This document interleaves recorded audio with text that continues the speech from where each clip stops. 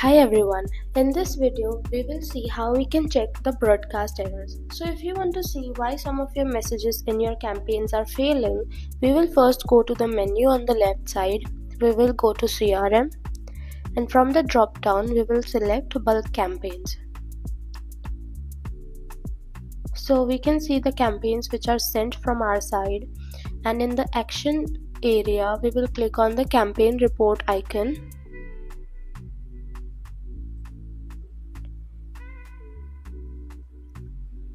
And we can see the delivery status of our broadcast campaign.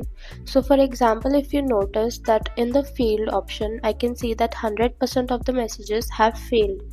So we will click on the message count over here. And if your broadcast contains more than one message, you will see multiple rows over here. But right now I have only one. So we will click on it. So now I can see the status of the person that it is failed. Now I want to see why it was failed. So I will click on the failed option. Now I am able to see the error.